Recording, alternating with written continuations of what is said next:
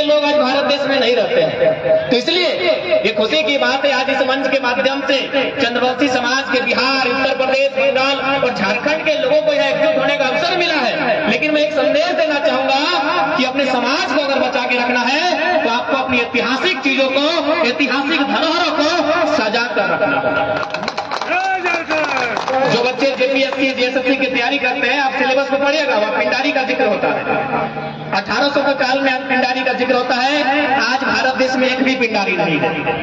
इसलिए आप वर्तमान में आपकी क्या चिंता है, आप अपने समाज को जीवित रखने के लिए वर्तमान में कितना चिंतित है, ये आपकी समाज की आइडेंटिटी को, आपके समाज की पहचान को तय करता है।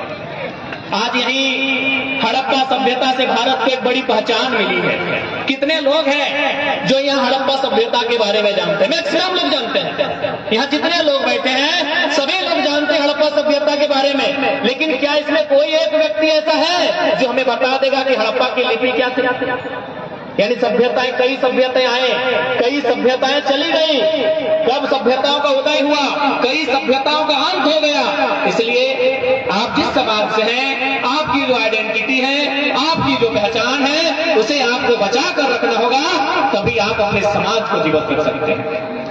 मैं अगर बात करूं तो कोयलांचल से मेरा संबंध होता है, और चूंकि मैं आज चंद्रवंशी समाज के एक विशाल कार्यक्रम में आया हूं, तो मैं पाता हूं कि इन लोगों का जो बसबसाव है कोयलांचल में, बागमारा की बात करें, गोधर की बात करें, लोयाबाद की बात करें, एकला की बात करें, या भटमुंडा की बात करें, या हरिणा की बात करें, मैक्सिमम इनका जो बसबसाव है कोल क्षेत्र में। कोल क्षेत्र में जब हम लोग बसते हैं तो हमारे पास सबसे बड़ा संकट आता है अपनी भूगोल को बचाना। आप सभी जानते हैं हर किसी का इतिहास है, हर किसी की संस्कृति है, लेकिन उससे कई ज्यादा महत्वपूर्ण आपका भूगोल होता है। यदि आपके पास आपका भूगोल नहीं है, भूगोल यानी जमीन का टुकड़ा, तो आप इतिहास को नहीं सजा सकते हैं, न संस्कृति को बचा सकते हैं। इसलिए आपको सबसे पहले अपने जमीन के टुकड़े भूगोल को बचा के रखना। मैं ये झारखंड के परिप्रेक्ष्य में कह रहा हूँ, क्योंकि बहुत सारे मेरे अभिभावक जो धनबाद के माननीय सांसद परिचय बिहार के कई जिलों से आए हैं, तो हो सके वहां की क्या परिस्थितियां हैं। मैं एक साधारण सा छोटा सा नन्हा बालक हूं, मैं अपनी जो बारी कह रहा हूं ये झारखंड के परिप्रेक्ष्य में कह रहा हूं। आप कहां से आते हैं? चंद्रवंशी समाज के लोग अपने आप को भगा लें। आपकी बहुलता कहाँ है? कोयलांचल के क्षेत्रों में। आप गोधर में हैं, आप भटमुंडा में हैं, आप बागमारा में हैं, आप धर्माबाद में हैं, आप महोदा में हैं, आप इन क्षेत्रों में हैं जहां सबसे बड़ी चुनौती आपकी आपका भूगोल होगा। और याद रखिएगा, कोई भी इतिहास, कोई भी संस्कृति बिना भूगोल के स्थापित नहीं हो सकती। जब हम समाज की बात करते हैं तो समाज के लिए हमारा योगदान होना चाहिए। आज अगर बात करें तो मैं बहुत बड़ी बात करूं या आपकी बात करूं या किसी की बात करूं, आज अगर एक सबसे बड़ी समस्या है तो उसमें कहीं ना कहीं शराब आती है।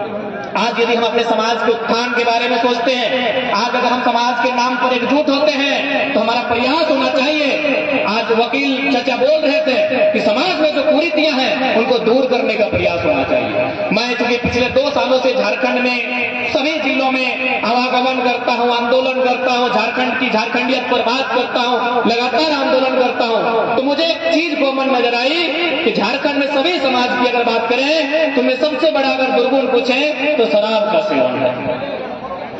मैं एक छोटा सा उदाहरण देना चाहूंगा।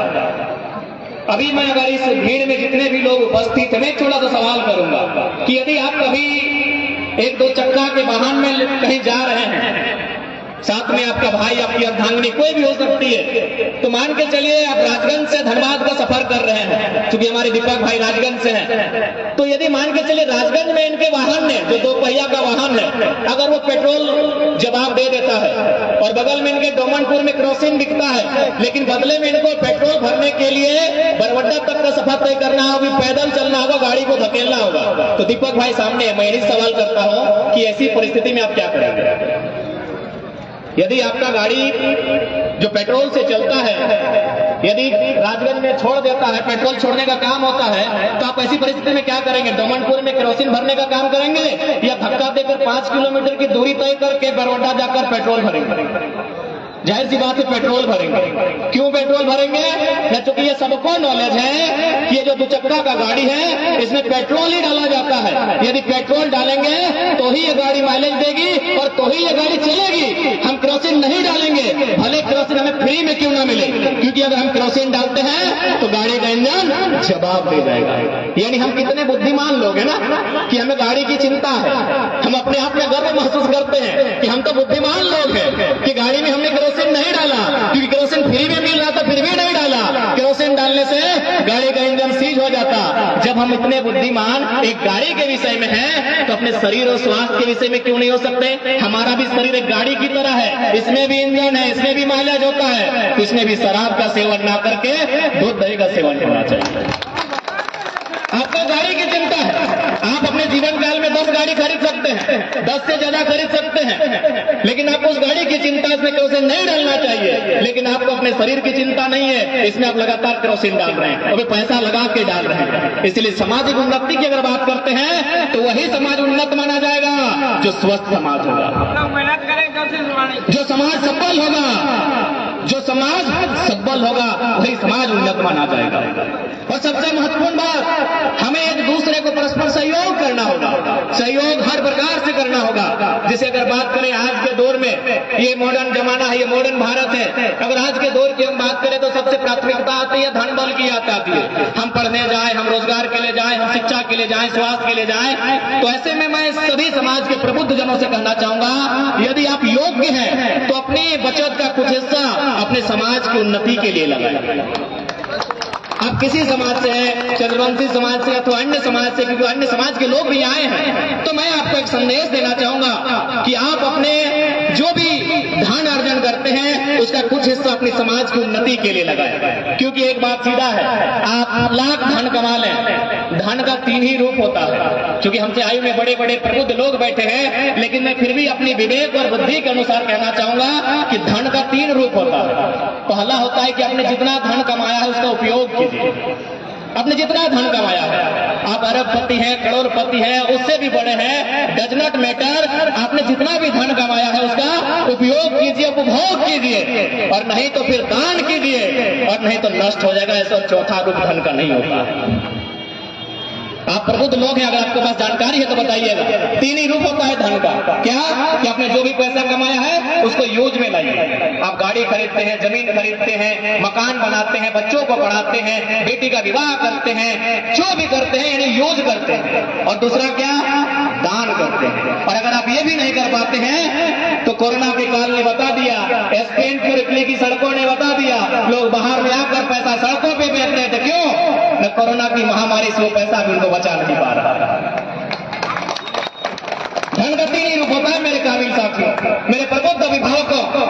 पहला, उपभोग में लाइए जो धन आपने अर्जन किया है, अथवा अपने समाज के अथवा किसी अन्य समाज के अगर कोई दुर्बल निर्बल व्यक्ति है, असहाय लाचार व्यक्ति है, उसे सहयोग कीजिए अथवा दान कीजिए। और नहीं तो समय का काल चक्र ऐसा आएगा वो नष्ट हो जाएगा।